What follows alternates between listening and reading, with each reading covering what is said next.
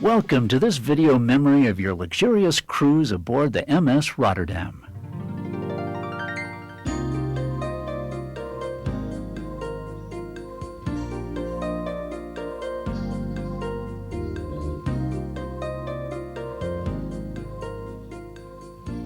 Barcelona is the heart of Catalonia, a proud and independent region of Spain.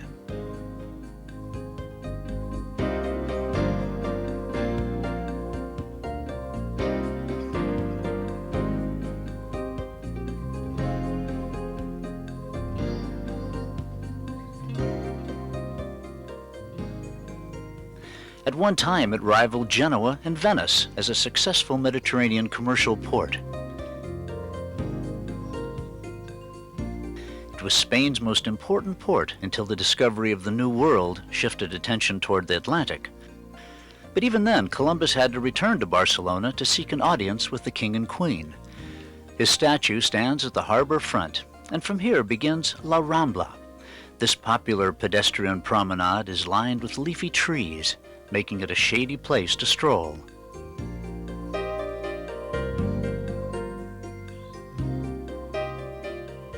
Along La Rambla and throughout Barcelona, you hear the Catalan language, an interesting blend of Spanish, Portuguese, and French sounds.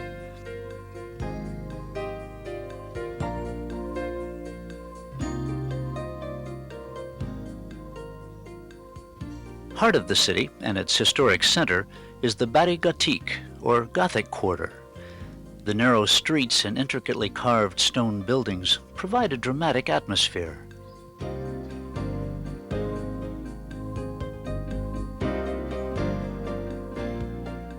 A banquet hall in the Plaza del Rey was the site where Columbus was received by Ferdinand and Isabella after his first voyage of discovery.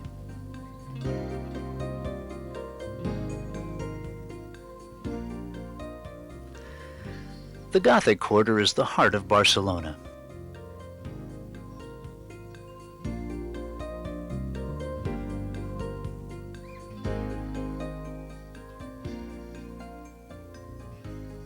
And the cathedral is the heart of the Gothic Quarter.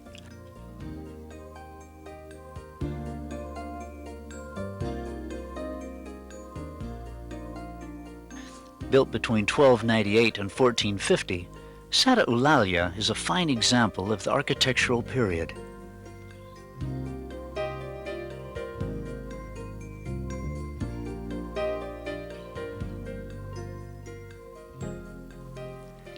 Another popular attraction in the Barri Gothique is the Picasso Museum.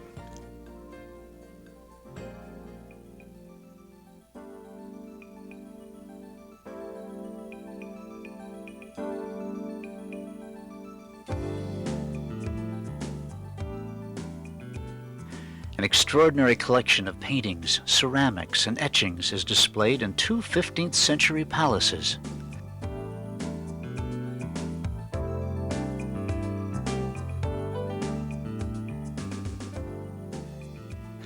The works were donated by both Picasso's secretary and the artist himself. It's a particularly interesting collection, as there are works from many periods of his career. The Picasso Museum is certainly one of the most visited places in Barcelona. But the artist most closely identified with the city is Antoni Gaudí.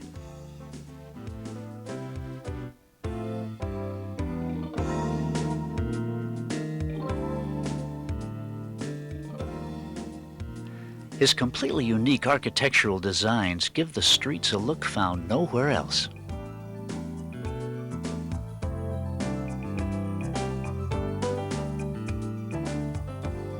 Gaudí's style is a Catalan offshoot of Art Nouveau that was dubbed Modernisme. There's certainly no mistaking his work for anyone else's. Casa Mila, nicknamed La Pedrera, was built for a wealthy family in 1910. The top floor is a wonderful museum about Gaudí's life.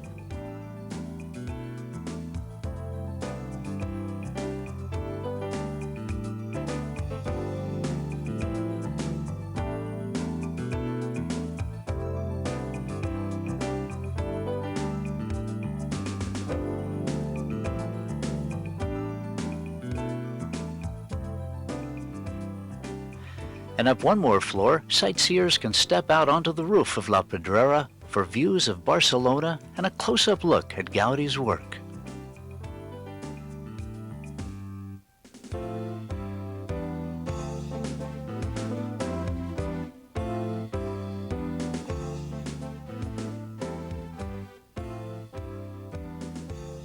One of Barcelona's most beloved but eccentric landmarks is the Church of the Holy Family. It was unfinished when Gaudi was killed in a tram accident and remains incomplete to this day.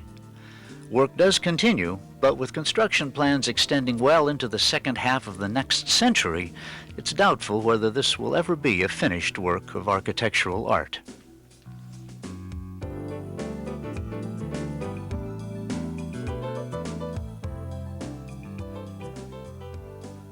One of Gaudi's most enthusiastic patrons was Count Güell. This park is named in his honor.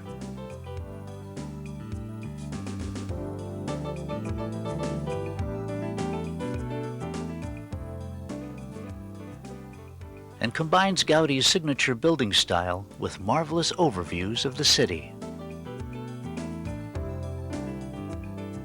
Almost directly opposite Güell Park is the far more visited viewpoint on Montjuïc Hill. This neighborhood of Barcelona became world famous during the 1992 Olympics as the site of the Olympic Stadium and Sports Palace.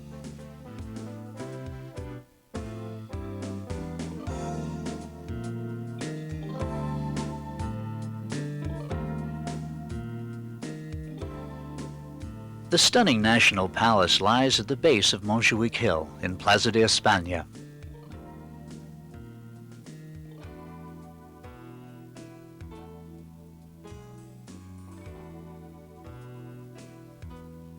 Nearby is the Poble Español, sort of Spain at a glance, with recreations of architectural styles from throughout the country.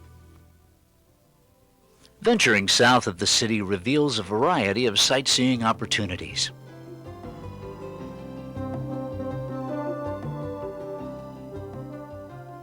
A tour of the Codonur winery is not only a tasty way to spend some time,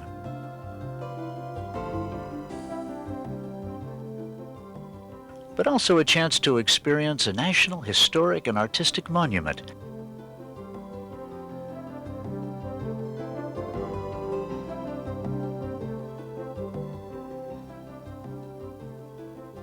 So dedicated by King Juan Carlos in 1976.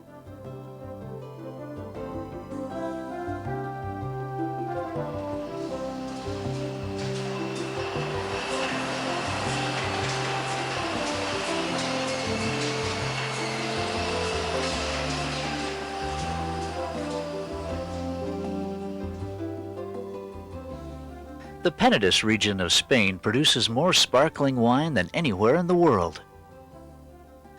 At Codonur alone, there are more than 35 kilometers of cellars, or caves, where the bubbly is stored.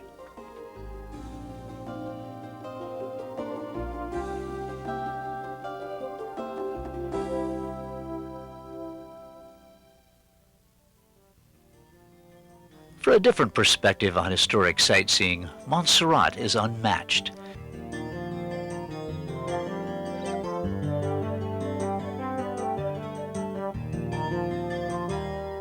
This is the home of La Moreneta, the Black Virgin. Her shrine is enclosed in a church high in the jagged mountains, which have been the source of legends for centuries.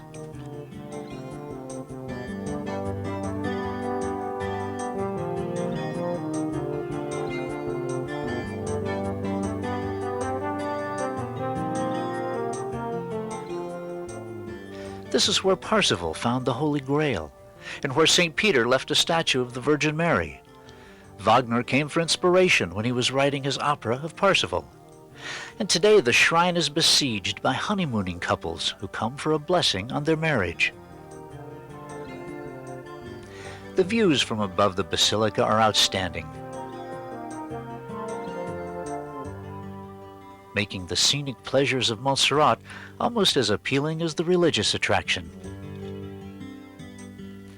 This is the spiritual heartland of Catalonia. but Barcelona remains forever the proud capital of the region. Officially the second city of Spain, to Catalans, Barcelona has no rival. After a visit here, you just might agree.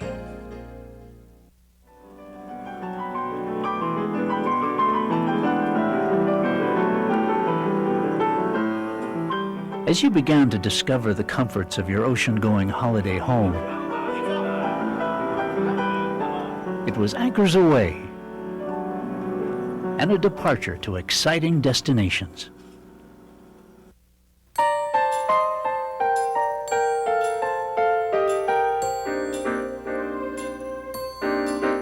As you began to explore the Rotterdam, you discovered a world of grand seafaring tradition, blended with elegant ocean-going comforts.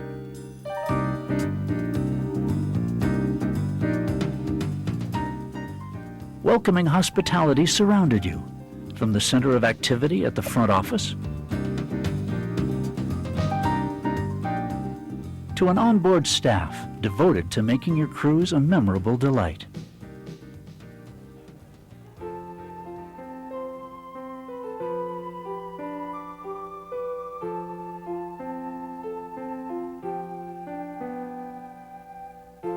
The timeless profile of Gibraltar is one of the world's most famous landmarks.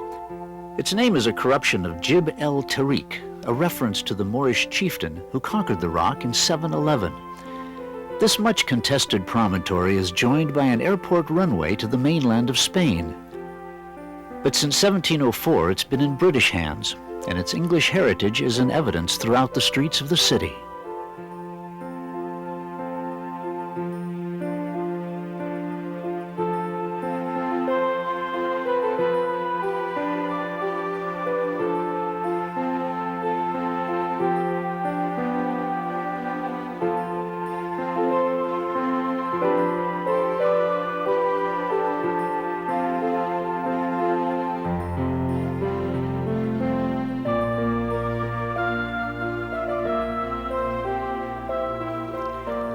The best overviews of Gibraltar are enjoyed from the vantage point reached by cable car.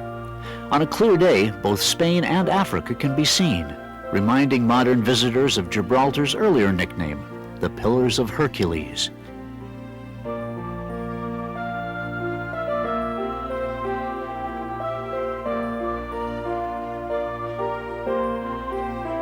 In ancient times, the pillars represented the ends of the known world. One pillar was Gibraltar, the other a mountain across the water in Morocco.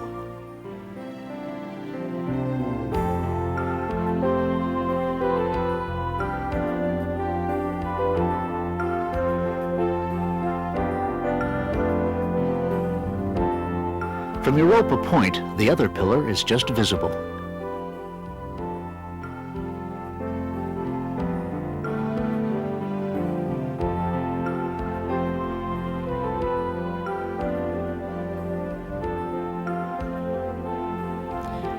Gibraltar's most famous inhabitants are its Barbary apes. They're native to the Atlas Mountains in Morocco.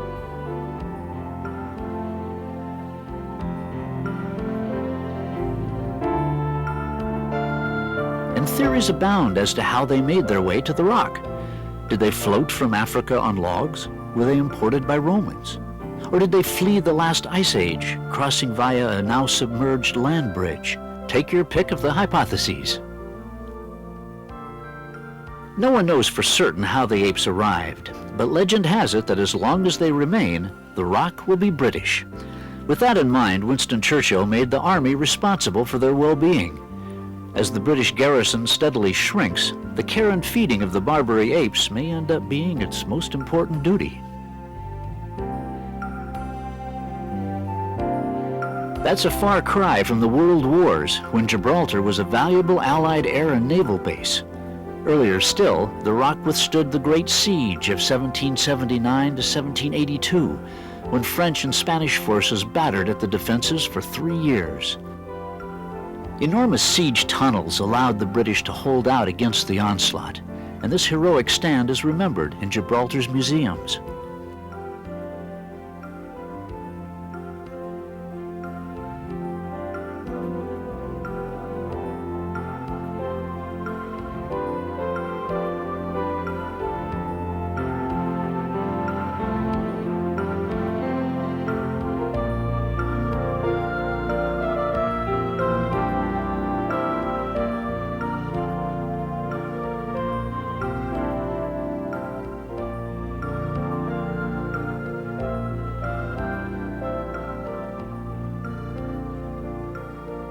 There are also colorful, if infrequent, displays of military pageantry when the troops perform a changing of the guard.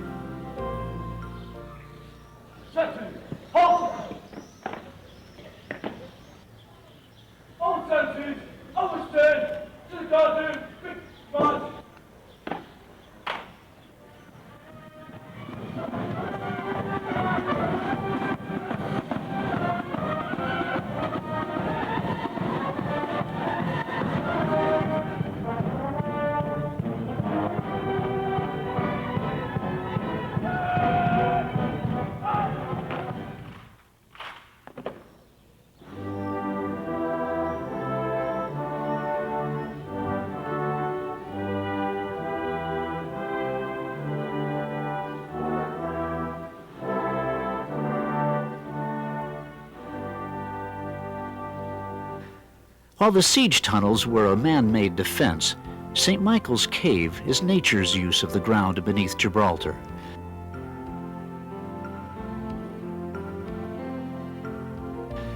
Several years before the discovery of pre-human remains in Neander, Germany, a female skull was found nearby St. Michael's Cave.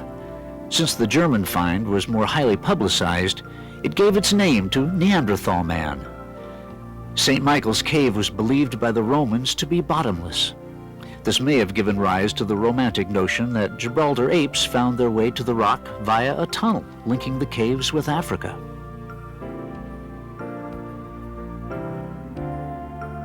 From its legendary status as the Pillars of Hercules to the theories of its legendary apes, Gibraltar remains an almost mythic geographical landmark.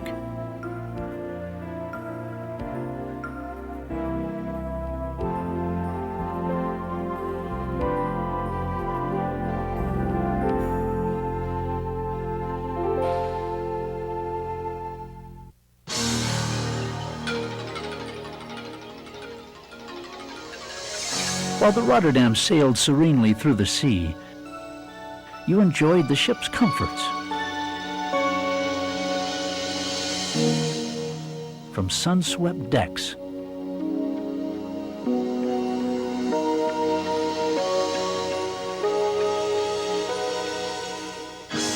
to elegant lounges.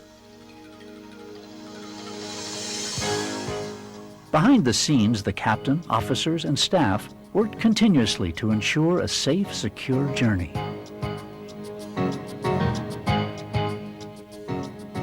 All of this high-tech equipment is in the hands of skilled officers with years of ocean-going experience. Their special talent is to blend the most up-to-date technology with some timeless techniques. The bridge can be in direct contact with the control room. Here too, technology has rapidly changed the way things work.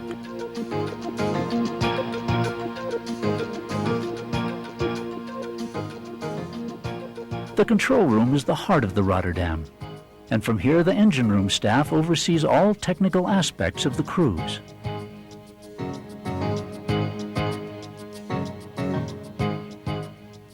The vessel is powered by diesel-electric engines with a reserve generator for emergencies.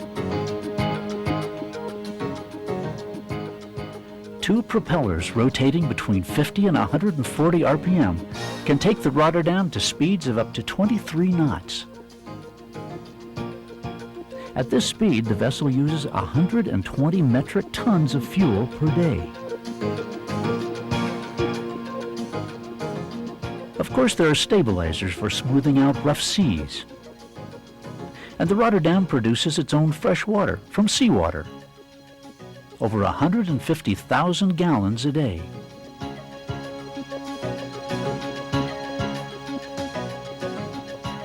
The skilled staff who manage the engine room, the captain, and expert officers on the bridge work together to keep you cruising smoothly through the sea.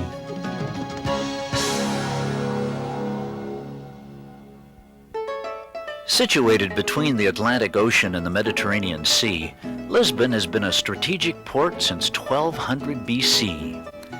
Its location on the Tagus River shaped the business, politics, and commerce of Portugal from its earliest days as a European power.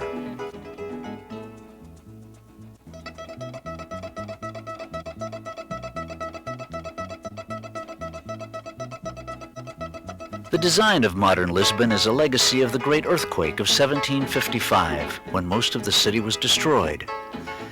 The orderly streets of the commercial quarter, or Baixa, grew out of the tragedy. Here you find splendid architecture and an occasional oddity, such as the Santa Justa elevator. Locals rely on the elevator to move between Baixa and Chiado without the steep walk uphill.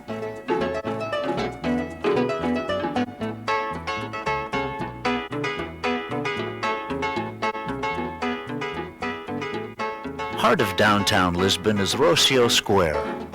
Leading from the central plaza are wide boulevards and a popular pedestrian street, Rua Augusta.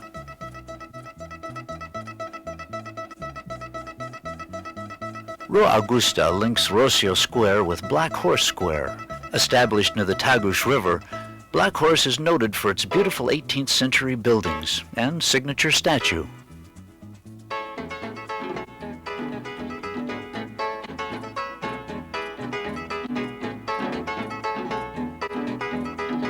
The only part of the city to escape destruction in 1755 was the Alfama, the old Moorish section of Lisbon.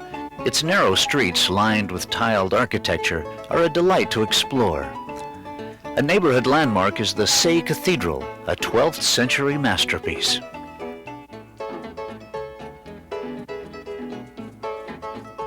Crowning the hill above the Alfama is St. George's Castle. Some portions of the castle date to 5th century Visigoths, and it was the residence of Portuguese kings for 200 years.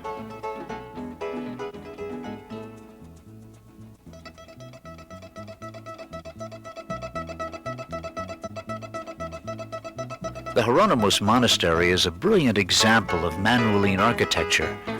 The style is marked by seafaring and African ornamentation, as Portugal was the first European nation to explore that continent.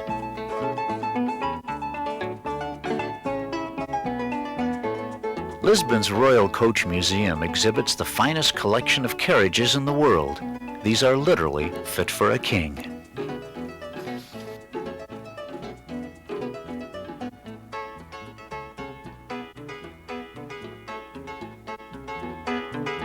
The nearby Tower of Belém is one of Lisbon's most famous landmarks and is another excellent example of Manueline architecture.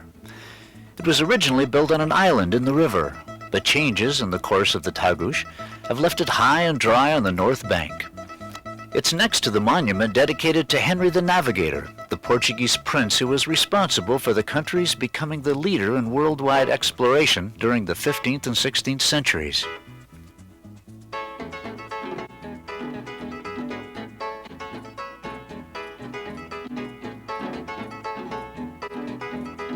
Edward VII Park is an oasis of green in the city, and a reminder of the close ties between England and Portugal. The treaty between the two countries is 600 years old, the longest standing treaty in Europe. Alto do Parque combines lush green landscapes with stunning views of city and harbor.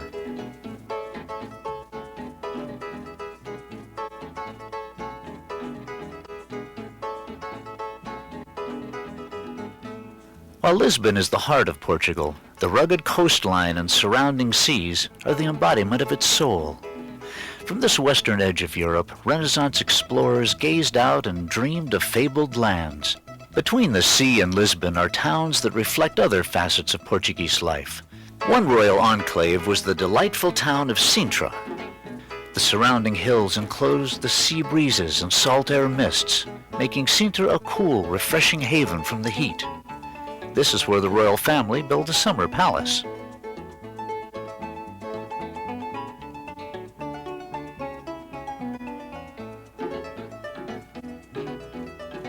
The narrow streets of Sintra are a delight to explore, and towering over the mountain village is the Moorish palace. At the nearby coastline is the dramatically scenic Boca do Inferno, mouth of hell. The crashing waves are sucked into foaming whirlpools, and the cliffs are pounded by the Atlantic surf.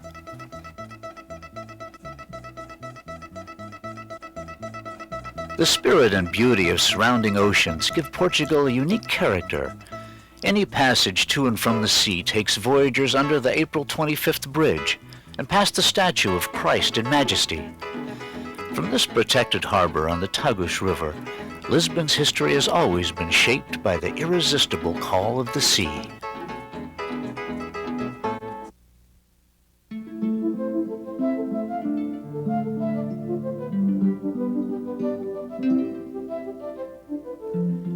Dining on board the Rotterdam was a day-long indulgence. The Java Cafe and Bar was the spot to relax with that first cup of coffee. Lunch was served at the Lido Cafe or outside at a scenic poolside buffet.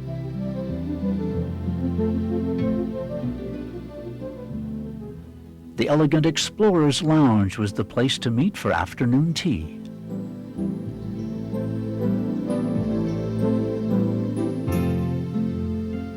It probably came as no surprise that dining on board was a delight from morn till night.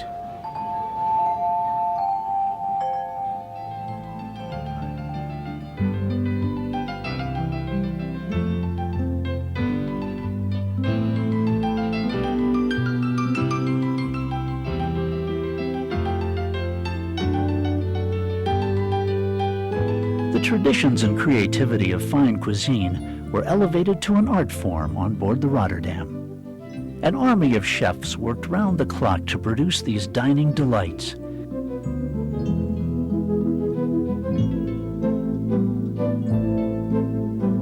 Their skills ranged from delicate artistry to bold strokes of creation.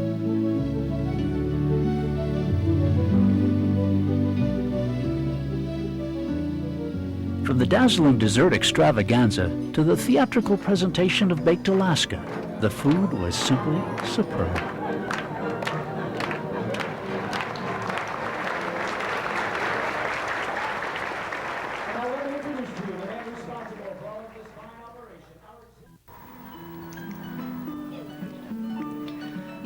Vigo, Spain is the second largest city in the province of Galicia. It grew in size and importance during the golden era of Spanish conquest and exploration of the New World. The port of Vigo was not only safe haven for returning galleons and merchant ships, but also was an irresistible lure for pirates and buccaneers.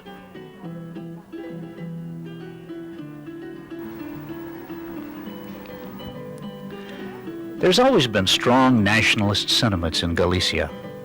Citizens fought the Moors during the Middle Ages, Napoleon in the 19th century, and succeeded in having their language officially recognized by the Spanish government in 1975. The lovely parks and plazas are typically Spanish, while some architecture is a legacy of the Moorish influence.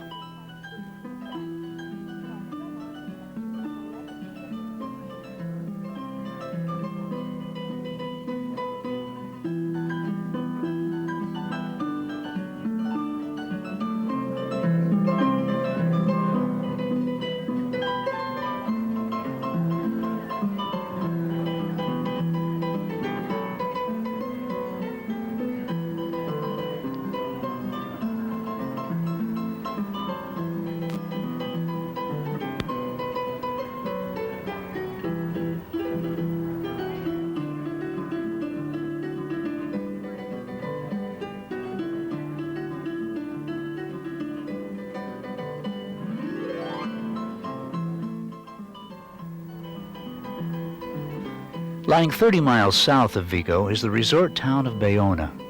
Beautiful beaches attract European vacationers, while the city's history has fascinating tales of clashing armies and fortified battlements at El Monte Real.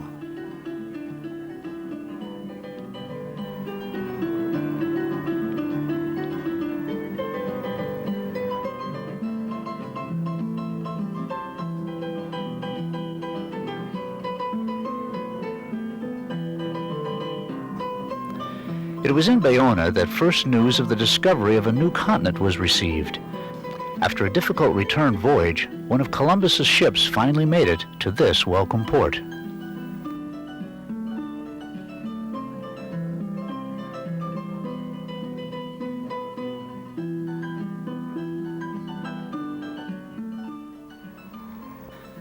For many, the highlight of a trip to Vigo includes a visit to Santiago de Compostela.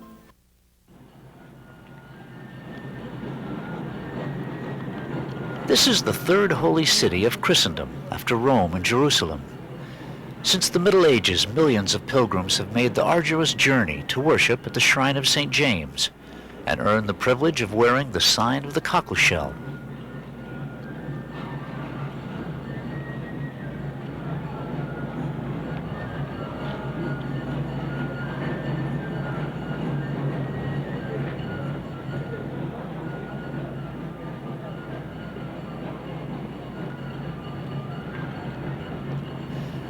The roads to the city lead from Paris through Pamplona and Burgos, and for those who successfully completed the pilgrimage, their time in purgatory was cut in half. This was an important rallying point in the 19th century, when Moors had overrun much of Spain. Christian soldiers said that St. James, armed with a mighty sword, had led them to their first victory. He was given the nickname James the Moor Slayer and became patron saint of Spain.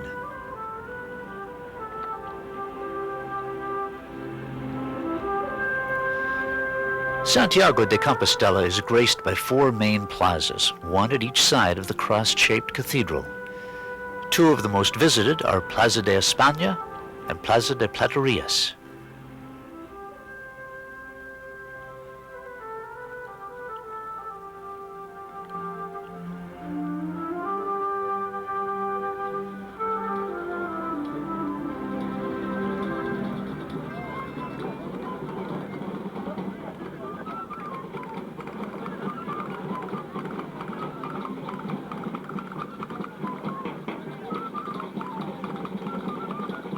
A visit here makes it easy to understand why the city was established as a national monument.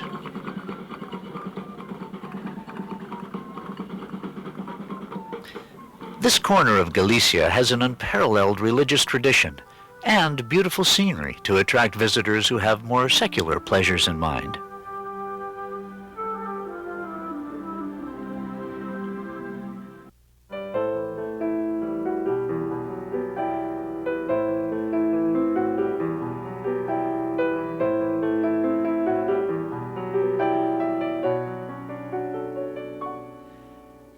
The appeal of cruising has many facets.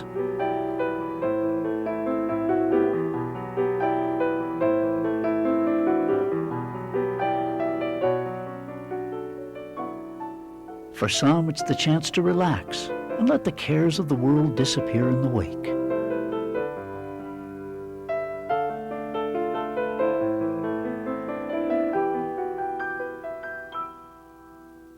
Others look to fill each day with a parade of pleasures.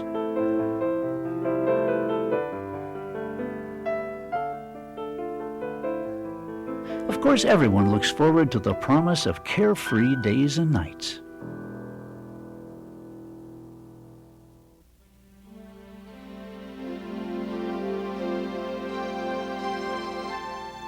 There are unmatched pleasures to be had on an ocean voyage. The feel of salt spray and the scent of sea air, the hypnotic power of the ocean, the romance of the sea. With the wake disappearing behind, there's a magical thrill in sailing toward new horizons.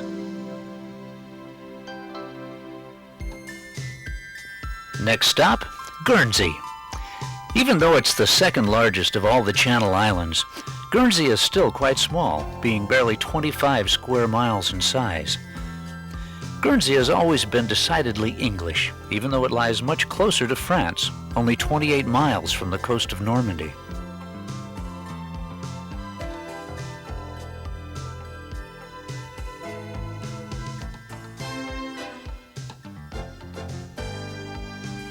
There's something rather wonderful about going to a place whose main claim to fame is that it's just outrageously charming. The main pastimes here seem to be walking, looking, and enjoying. Guernsey's past goes back to Stone Age and Bronze Age man. A few years ago, a fully loaded Roman trade ship was discovered sunk off the coast of Guernsey, proving and surprising many that the Romans were also here, perhaps as a stop on their trade route. Guernsey also has a checkered history as a political pawn. They've survived numerous attempts at being taken over by warring factions throughout England's history, a number of attempts by France, some quite bloody, and even a 5-year occupation by the Nazis in World War II. The picturesque town of St. Petersport is the main town on the island and is truly something to see.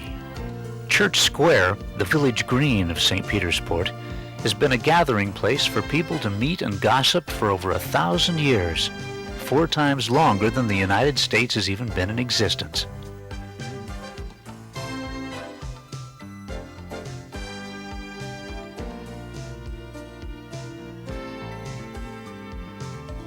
Nearly as well known as the cattle breed which bears its name, the various craft guilds of Guernsey are known far and wide. You can watch many of these artisans at work as you peruse the fruits of their labors.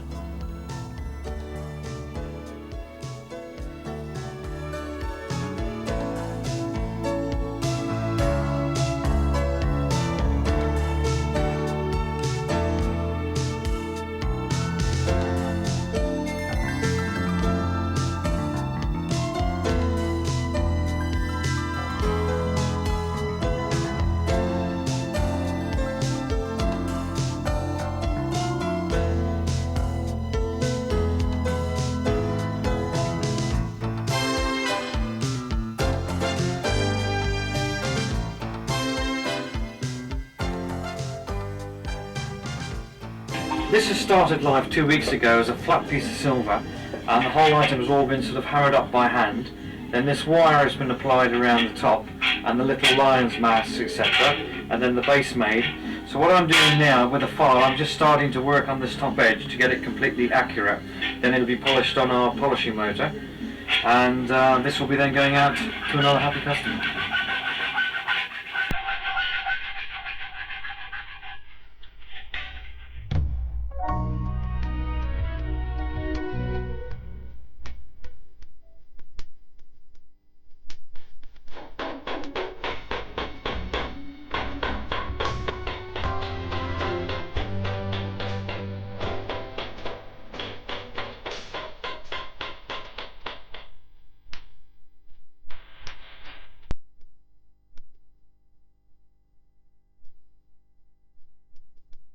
Another interesting sight on a visit to Guernsey is the little chapel at Vaubelet, reported to be the smallest church in the world. It's a replica of the shrine at Lourdes, built primarily of seashells and shards of pottery.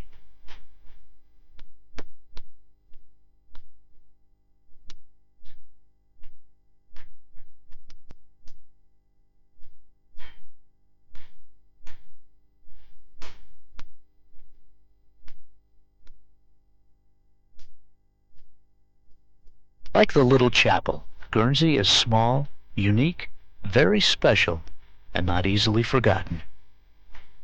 From the sights and sounds of its historic downtown, the shopping center, the chapels and cathedrals, to the granite farmhouses and country lanes, Guernsey is a symbol of Old English charm.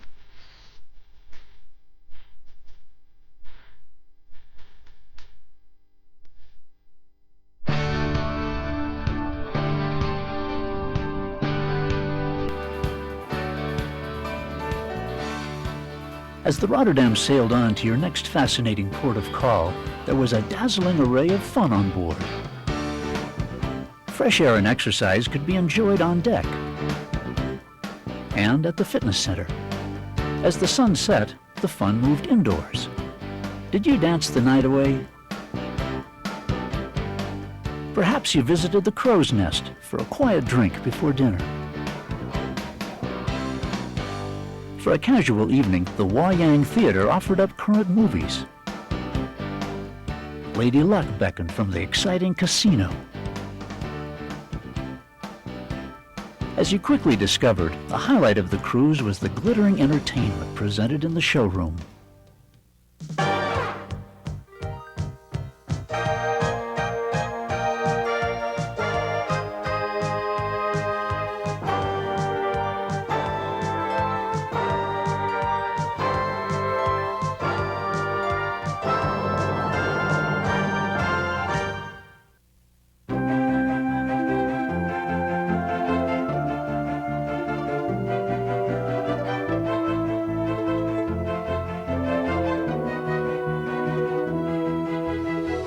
Everyone takes home special memories of their cruise, a favorite retreat.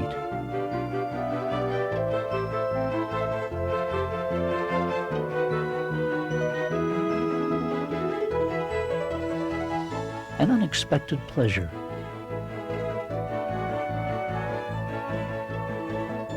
Captivating art.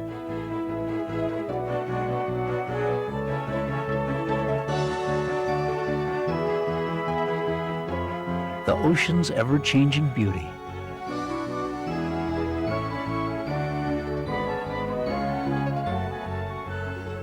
Your Rotterdam cruise was filled with memories in the making.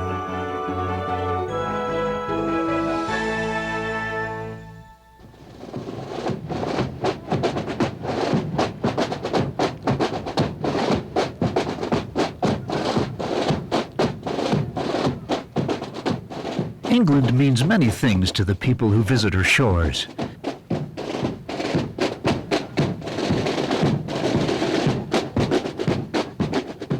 For some, it's the pomp and pageantry of royalty.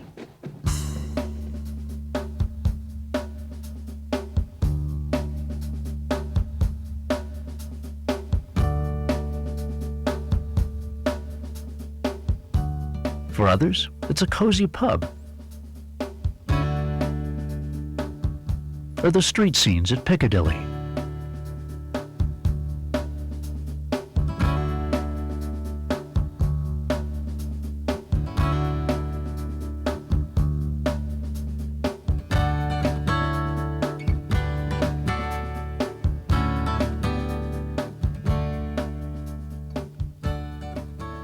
Spread out along the meandering route of the Thames River, London has always relied on this waterway for defense, for commerce, and for transportation.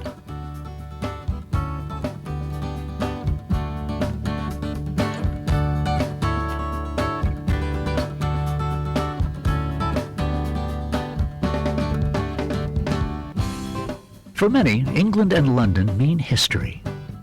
The city contains monuments and memorials to commemorate the innumerable successes of an empire.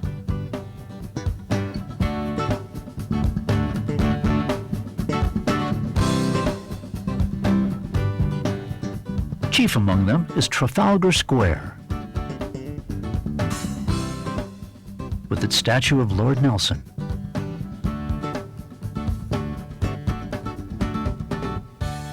It celebrates his astounding naval victory at Trafalgar.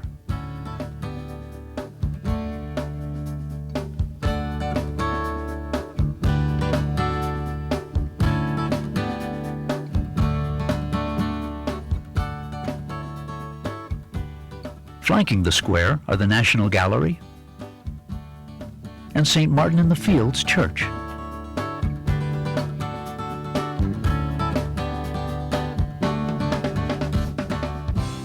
Some landmarks of England need no introduction.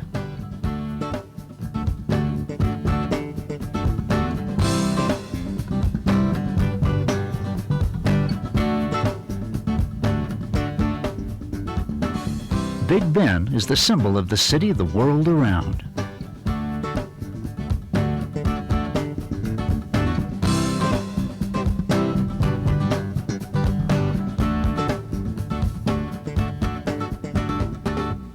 Westminster Abbey is the religious soul of ancient London.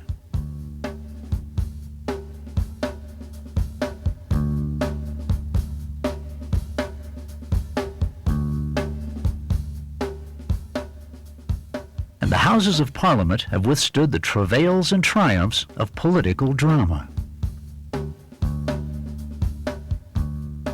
While London's best-known landmarks chronicle the historic glories of the nation, the city also offers contemporary pleasures.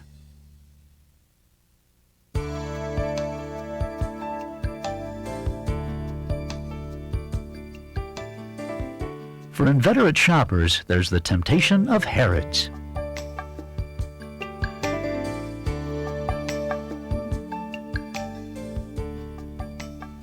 A lively addition to the shopping scene in London is Covent Garden. Renovated and restored, it retains its Victorian charm while catering to the varied interests of today's visitors.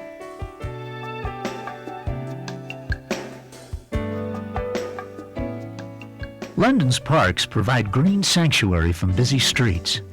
Most famous is Hyde Park, with its special corner reserved for the orators of the day. My godfather, and you are real beauty.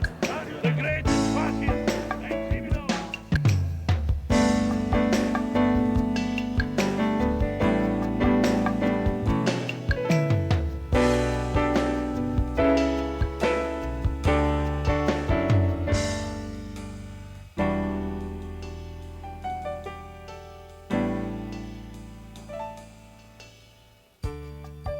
Tower Bridge connects the Thames South Shore with the city at the Tower of London.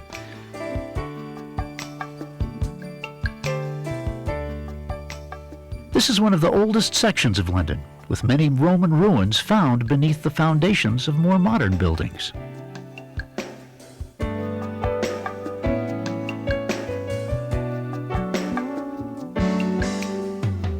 Another splendid landmark in the city is St. Paul's Cathedral.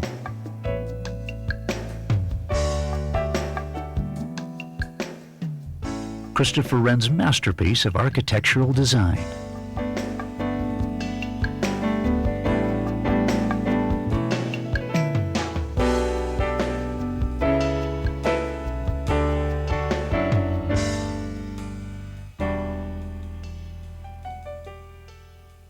No visit to London would be complete without a stop at Buckingham Palace to see the changing of the guard.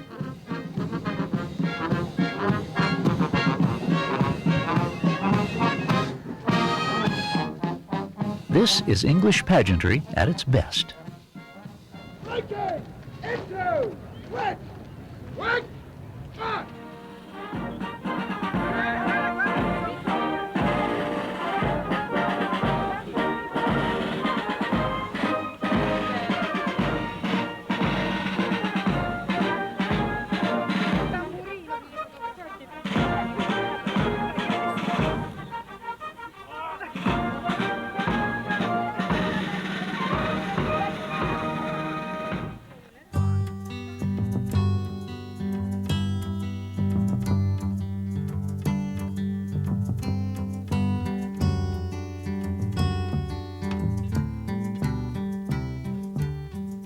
The soft beauty of the English countryside is a soothing contrast to the sophisticated whirl of London streets.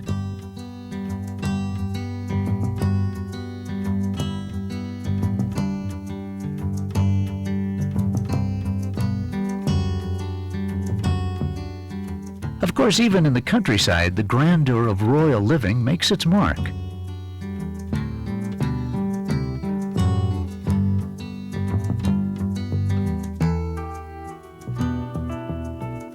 Windsor Castle and Hampton Court provide the Queen and her court a pastoral getaway from Buckingham Palace.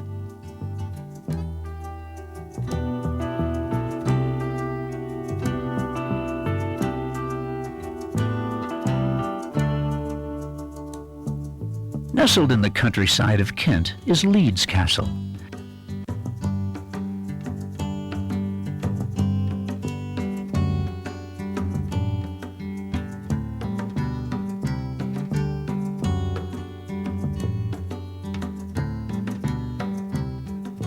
Which has been home to many English queens, including Catherine of Aragon.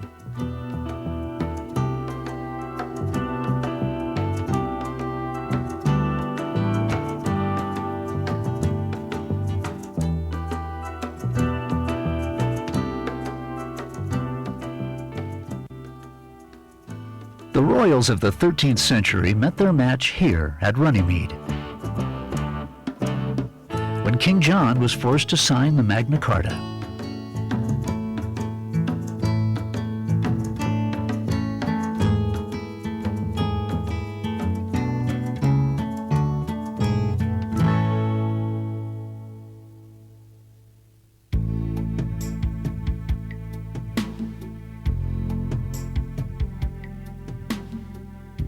The mysteries of an ancient people are embodied at Stonehenge.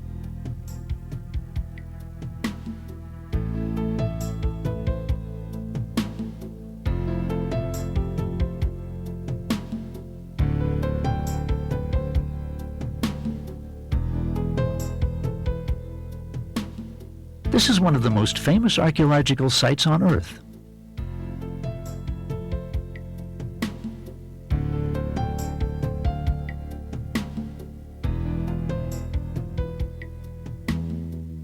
And one reason for our fascination is that we simply don't know how it was created. The why is linked to the cycles of sun, moon, and stars.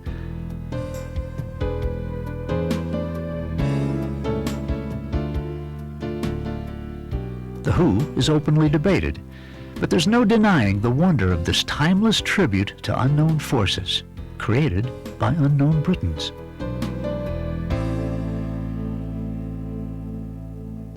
From the mysteries of the past to the promise of the future.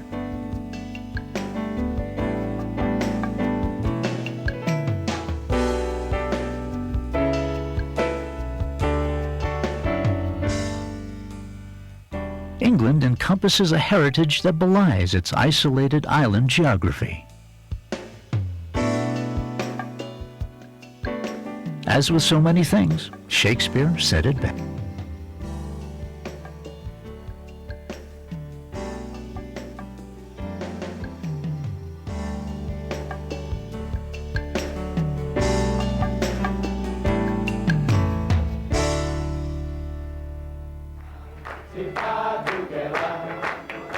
We wish you treasured memories of your cruise aboard the Rotterdam and look forward to welcoming you again for another cruise that is magical, memorable, and marvelous.